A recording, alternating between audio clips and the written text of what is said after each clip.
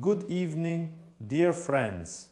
I greet all fans of a healthy lifestyle, fitness, and proper nutrition. Today, on our screens and before your eyes, you will be able to make yourself appear older or, on the contrary, younger by about 10, 15, or even 20 years. How can you do this? The thing is, there is your biological age, which is how old you are according to your documents. But there's also the age that people think you are. You can look 50 when you're 30 and 30 when you're 50. So, how can you do that? You can do this by visually changing your appearance by controlling a single muscle. The thing is, when they were giving names to muscles, apparently there wasn't a name left for this muscle, or they just didn't consider it important enough. They considered it not important enough to give it a good, pleasant sounding name. As a result, its name only reflects its function. It's called levator scapulae. But if there are any influential people among my viewers, or someone who can somehow name muscles or change their names, please do it, because I'm about to show you how important it is and how to affect it. I suggest you give this muscle my last name, or at least my first name, Lyada. From now on, let the levator scapulae be called the Dr. Alekseev muscle. That's how you can refer to it in all your textbooks.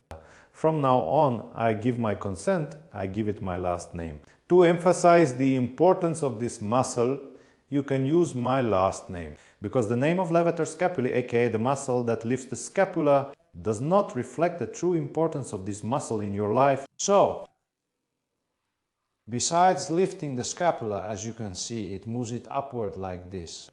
Maybe you don't make this movement very often in your life. You might think it's not necessary at all, and the person who named it that thought the same way. He was deeply mistaken. A mistake, this is a fatal one, my friends. So, what does it do and how does it behave when pathological changes occur? Look at what's happening. The thing is, you probably never thought about it, but this arm of yours, how is it actually? How is your arm attached to your torso? Where is the connection? Look, here's the shoulder blade and the collarbone. Here in front is the collarbone, and here is the shoulder blade. That's what connects your arm to the rest of your body. Where are the joints? There is one between the collarbone and the sternum. See, here's one joint. But between the shoulder blade and the rib cage, there is no joint. So, all of this is located within the thickness of the muscles. Just imagine. There are muscles behind, muscles in front, muscles on top. And your whole arm, you could say, is supported by the muscles that surround all of this. There are quite a lot of shoulder girdle muscles here. The two main muscles that support the entire weight of the arm, meaning they hold the shoulder blade and therefore your whole arm. Some people's arms are heavy. Some people have a light arm and some have a heavy arm. And now these two muscles that hold the weight of your arm won't be so lucky. The trapezius and the levator scapulae muscles. The trapezius is located a bit towards the back. It's a more powerful muscle. It can withstand quite a lot of heavy loads. You might have seen barbells, maybe in some movies where athletes lift barbells. They work out like this. Huge muscles grow right here. The trapezius starts right here, just above the ear, and goes down all the way to the shoulder. Huge muscles grow, the trapezius muscles. But the levator scapulae only develops to about the thickness of your pinky finger, at most as thick as your thumb. That's the kind of thickness it can reach. It's a pretty small muscle. And look, If our shoulder shifts forward like this, all the load from the powerful trapezius, no matter how strong it is shifted onto this small, thin muscle, the levator scapulae. And the whole weight of the arm. Now, it depends on the weight of the arm. Some people have thicker arms, some have thinner ones. All that weight is now transferred to this thin little muscle. What happens next? At first it can handle it. The shoulders will just move forward like this and they'll be in this position. Kind of shifted forward, but they'll rise up a little. That's the kind of person you become. But after a while, the muscle can't take it anymore and it starts to sag under the weight of the arm. The levator scapulae starts to tense up, trying to lift the scapula and the arm back up. And what do we get here? The thing is, the levator scapula is attached to the lower part of the scapula. Here is the angle of the scapula, right here and at the top. It starts from the upper four vertebra, from the first to the fourth. When it contracts and shortens, it lifts the scapula upward at the same time. So visually our neck becomes shorter and the position of the head changes. The head shifts forward. The neck also moves forward like this. Why is this bad? Not only for appearance, because from a cosmetic point of view your appearance gets worse. This causes swelling, disrupts the outflow of lymph and blood from the facial area, causes under eye bags and puffiness of the face. But from a health perspective, what are the downsides? EVIP. The thing is, when the levator scapulae gets tense in this area up here, you see, it's not for nothing that I've drawn it right here. This little muscle here is one of the suboccipital group muscles. There are two of them right here. The superior and inferior oblique muscles belong to the group of short neck extensors. Besides them, there are also two straight muscles. And the moment when the levator scapulae muscle contracts, when the arm pulls the scapula down with its weight, this muscle is stretched downward, causing this kind of movement and tension in the muscle itself. And this huge muscle, along with the entire weight of the arm, starts to pull the first vertebra downward. As a result, this muscle, one of the short extensor group, begins to tense up significantly. The occipital nerve runs next to it, the vertebral artery and the vertebral vein.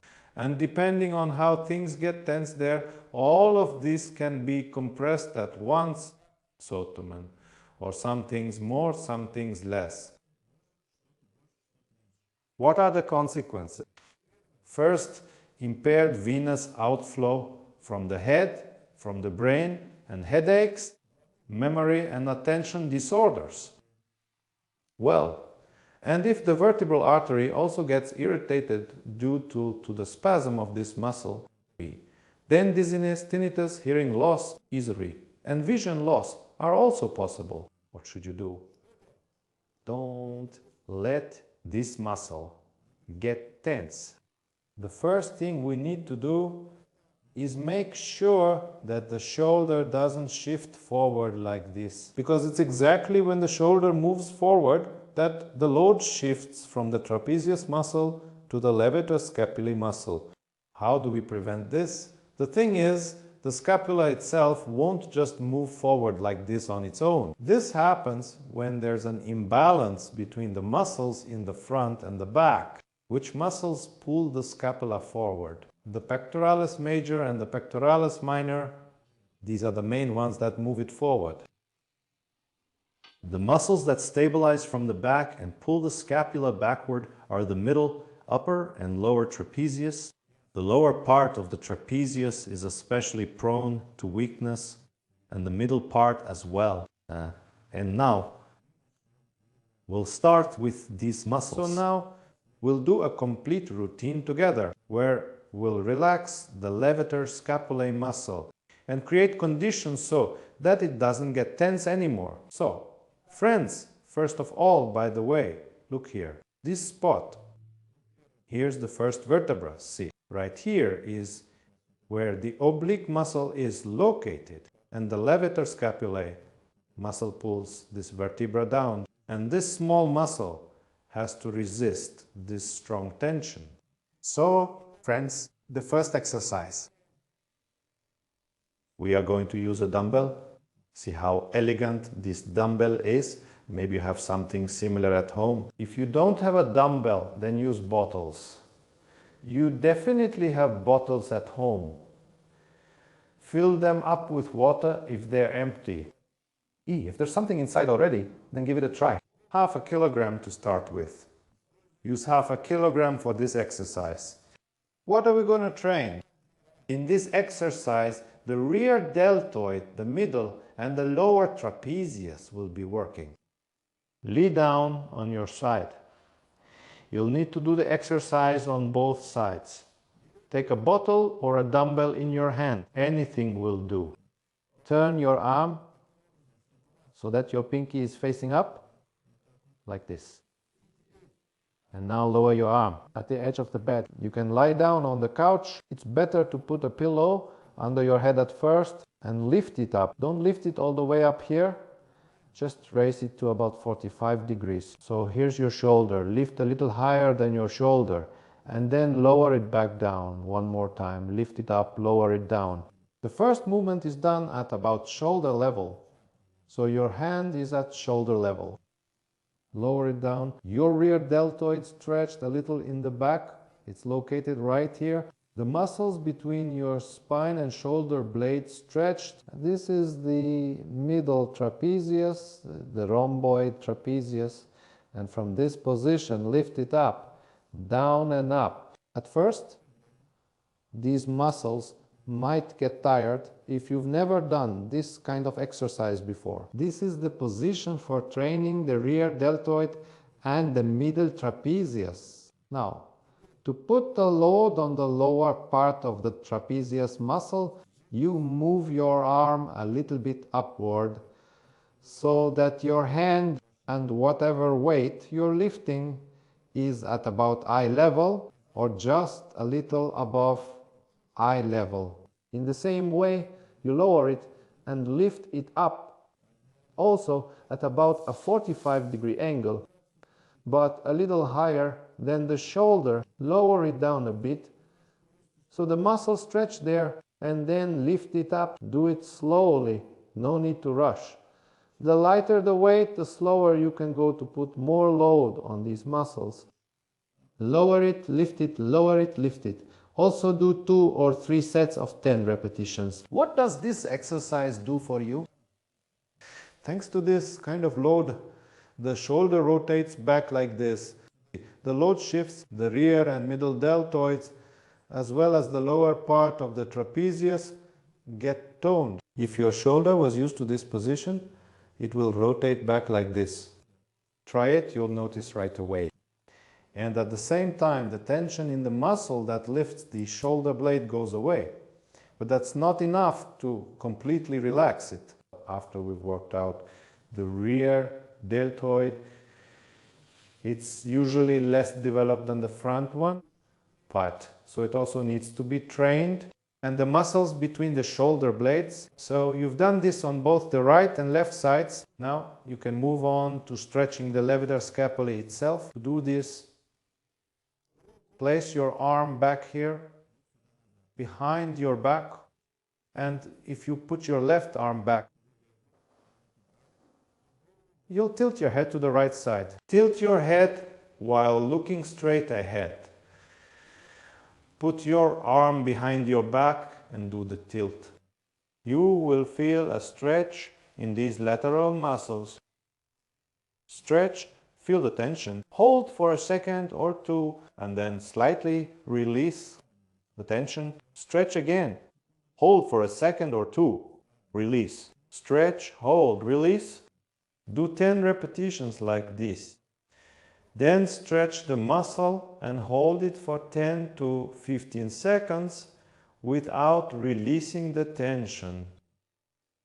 Here we are stretching the entire lateral surface of the neck all at once in a non-differentiated way. You can do this exercise on both sides as well. If we want to specifically stretch only the levator scapulae muscle, we need to slightly change the position of the neck and head here. For this as well, here we have the arm behind. But now we also twist our head to the side, opposite from the arm that's behind the back. And in this position, we also try to tilt the head to the side like this. So this is a bit more difficult. It's a more complex coordination movement. It's also a tilt, but now with a bit of a twist. Stretch, relax, stretch, relax, stretch, relax, and then also in a static position, stretch the muscle here and hold it. There are also ways to eliminate trigger points, which are very often found in this very muscle, the levator scapulae. For this, you can use various balls like these tennis balls, or something a bit harder. Well, about the same as tennis balls. How can you do this? You stand in a doorway, place the ball like this, right here, for example. Here's a doorway. You open the door, put the ball right here. And what do you do next? Look, you place it like this. For example, here's the doorway. Put it here like this. One. And right here, between the muscle and the wall, or whatever you have there, you place this ball right here so that it hits exactly this spot. Right here, where your levator scapulae muscle begins. And that's how the ball is positioned, like this. Step by step, you work through this whole area. You can move a little bit to the right and left. If it's too painful, you can press and hold, because it's very hard to press these spots with your hand. The muscles are quite dense. And what is another mistake that many people make? Many people believe their trapezius muscle is causing this pain. Actually, it's the levator scapulae, not the trapezius, because it's located below the trapezius. It feels like it's the trapezius that's tense and painful. Well, my friends, congratulations to everyone who not only watched but also tried it out. Enjoy your meal to those who are still eating. But still, maybe you'll get the urge to try it. Don't hold yourself back. Go ahead and do it. So what can I tell you?